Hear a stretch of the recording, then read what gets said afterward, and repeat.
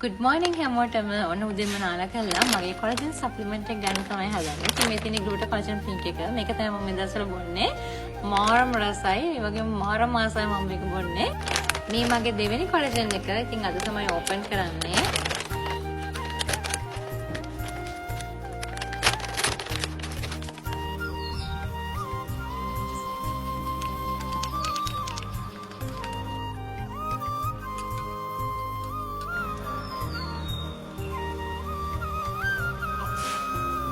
ඉතින් මේක පාවිච්චි කරන ඔයාලා දන්නවා මේකේ තියෙන බෙනිෆිට්ස් මොනවද කියලා.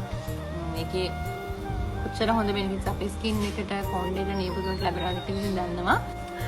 හරි, ඒ සප්ලිමන්ට් එක ගත්තට පස්සේ ඊට පස්සේ මම දැන් උදේට කෑම කන්න හදන්නේ. විනාඩි 20ක් විතර ඉඳලා වගේ උදේ කෑම කාලා ඊට පස්සේ මම මෙන්න මේ විටමින් C එක තමයි බොන්න හදන්නේ. ඉතින් මම ටක්කලා ගිහලා කෑම කාලා එන්න.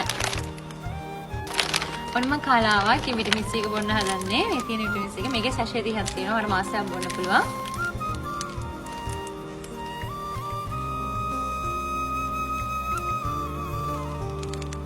උදේ කෑම එක අරගෙන තමයි අපි අනිවාර්යෙන් මේ විටමින් C එක පාවිච්චි කරන්න ඕනේ.